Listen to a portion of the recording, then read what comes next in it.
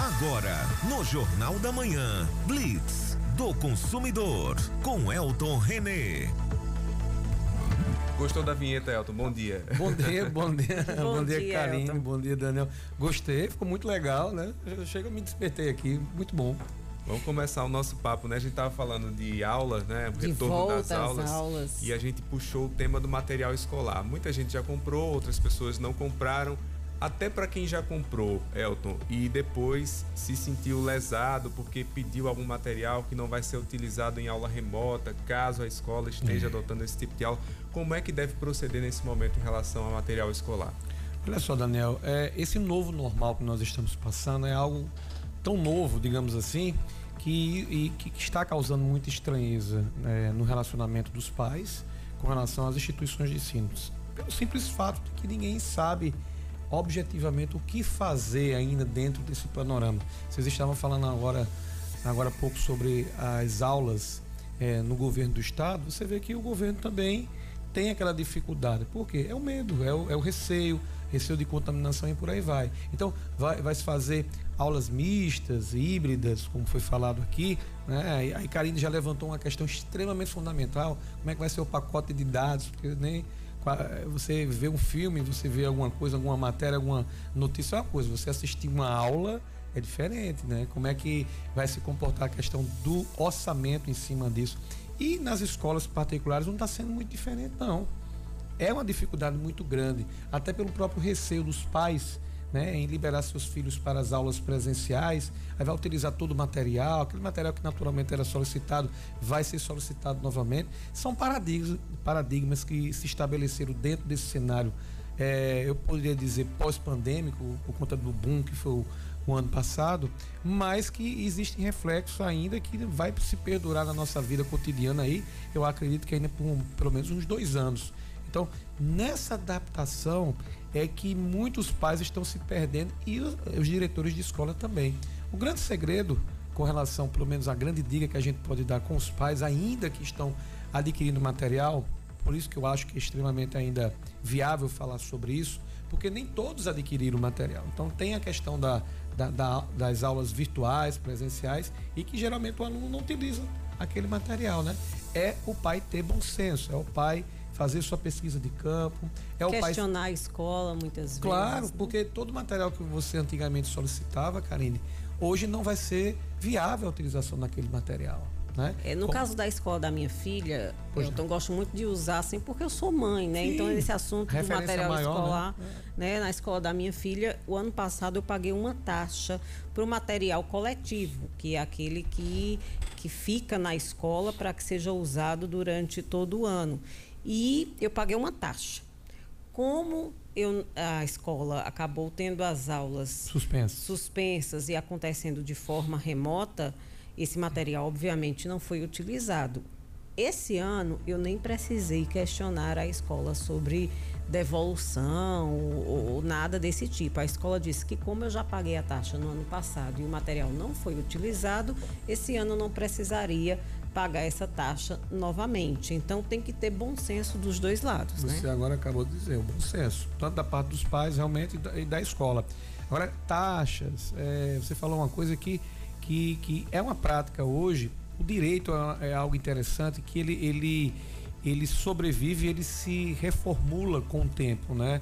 Uma das fontes do direito é o próprio costume, né? Costumeiramente não se existia essa taxa para adquirir, né? Temos uma lei municipal, por exemplo, que de certa forma ela proíbe qualquer cobrança extra nesse sentido de material. Mas quando ela é aplicada de forma optativa junto aos pais, ele é viável. Pronto, a escola teve uma postura adequada dentro do cenário. Ela chegou para você e falou assim: você não vai precisar pagar mais nenhuma taxa porque o material já está garantido.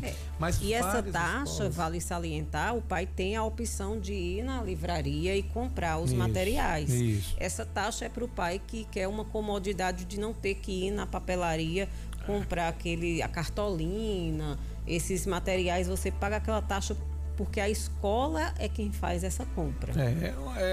Como eu falei, uma das fontes do direito é o costume, e esse costume agora vai se modificando de acordo com o tempo. Então você dá, digamos assim, uma colher de chá para determinadas situações. Propriamente dito, com relação ao material, Karine já falou, bom senso, esse bom senso ele deve prevalecer junto aos pais. Esse bom senso deve prevalecer junto à direção das escolas. É saber que dentro desse cenário você não pode adquirir todo tipo de material. Temos uma lei municipal, por exemplo, que ela proíbe vários itens de material escolar, e tem escolas que ainda teimam em cobrar, como copos plásticos, como algodão, como clipes, como grampo. Tem escola que solicita isso, né? É uma lei antiga, tem quase 30 anos essa lei, né? Nós consideramos ela uma norma aberta. Por quê? Porque ela dá oportunidade ao executor daquela lei interpretar de acordo com o momento, né? Na lei, por exemplo, existe proibição de compra de tinta de mimeógrafo, né? Muita gente não sabe nem o que é mimeógrafo hoje em dia, mas era uma máquina que utilizavam antigamente para a publicação de provas. Tempo. É do nosso, né? Eu acho que não é do tempo do Daniel, não. Não lembro, não. Sou da tinta guache. Ele disse que me assistia na televisão quando era pequenininho. Você não sabe se isso é um elogio ou se é uma crítica, né? Mas enfim. É um elogio. Everton Correia, que está aqui também. Everton Correia, ele foi aluno meu no Procon Mirim. Aí você tira, né? A gente tá numa fase, mas enfim. Então, esse tipo de situação que a lei proíbe determinadas compras de material, o pai deve ficar atento e a escola também. Agora, tem material que é utilizado propriamente dito para a produção pedagógica do aluno. Aí uma dica é importante. Solicite o plano de trabalho pedagógico para aquele aluno. Está cobrando papel machê. Geralmente isso é para alunos de educação mais basilar, básica. Então, vai para papel machê para quê? Vai produzir alguns bonecos, alguma coisa nesse sentido. Talvez nem se utilize isso por conta da pandemia. Mas venha a solicitar esse tipo de material. O pai pode estranhar esse material? Pode. E deve. Ele deve questionar. Ele deve solicitar o plano pedagógico para que seja efetivada exatamente a utilização daquele material especificamente. Por quê? Porque existem materiais que, por exemplo, como esse do papel machê, que a escola utiliza na produção pedagógica do aluno, mas também de quebra ela pode utilizar para uso coletivo. Vou dar um exemplo: enfeitar próprio estabelecimento com bandeirinhas de São João e por aí vai, né? Isso não é só um caso específico, são vários exemplos que se pode se utilizar, mesmo especificamente para aquela produção pedagógica. Então, o pai tem que questionar sim. O pai, se ele vê algum material que de repente ele estranha a sua utilização, então ele deve perguntar à escola, e a escola tem por obrigação exibir a ele esse plano de trabalho. Mas, Elton, quando não há um consenso entre pais e escola, como é que fica a situação? Não tem outro jeito, ele vai ter que acionar os órgãos de defesa do consumidor, né? E procurar que o seu direito ele seja respeitado. Agora, o pai, quando não há um consenso com a escola, ele pode procurar também o próprio sindicato das escolas particulares. O sindicato, apesar de ser o sindicato das escolas particulares, mas ele é um canal também de informação e de contato junto com os pais de alunos. Então, uma boa dica também é procurar o sindicato, porque muitas vezes o próprio sindicato ele não sabe do que está acontecendo dentro dos estabelecimentos de ensino privado. Elton, ontem nós tivemos aqui na capital muitos protestos. Aconteceu o protesto dos caminhoneiros, que não foi só aqui na capital, mas em todo o Brasil. Eles questionando os aumentos que estão acontecendo no preço do diesel. Aí tivemos também protesto dos motoristas por aplicativo, que questionam também o preço da gasolina, que tem aumentado demais. Está muito cara a gasolina aqui na capital. Alguns postos ultrapassam até os R$5 o preço da gasolina. Já tem acima de R$5.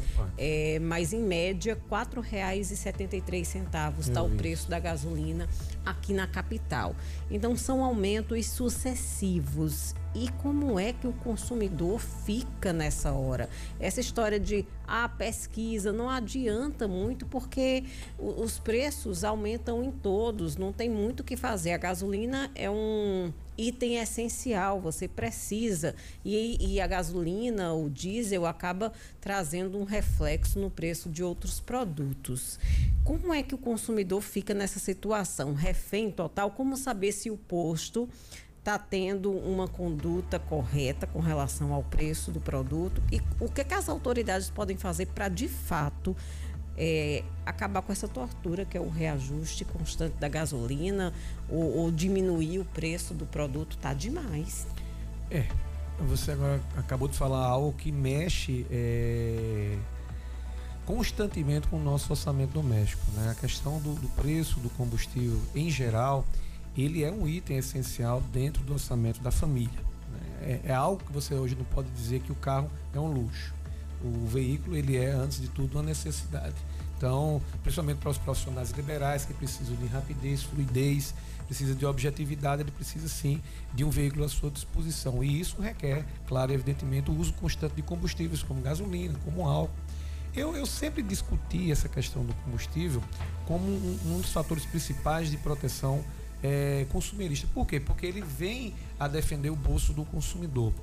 Os aumentos sucessivos, e aqui eu tomei até uma surpresa quando você falou que tem impostos que já está acima de 5, e a gente previa determinadas condutas da própria Petrobras nesse sentido, Karine, que de forma exacerbada ela está jogando a conta de alguma coisa para o bolso do consumidor. Isso é uma coisa que a gente tem notado. Isso não é de agora, isso é uma prática recorrente da Petrobras, né?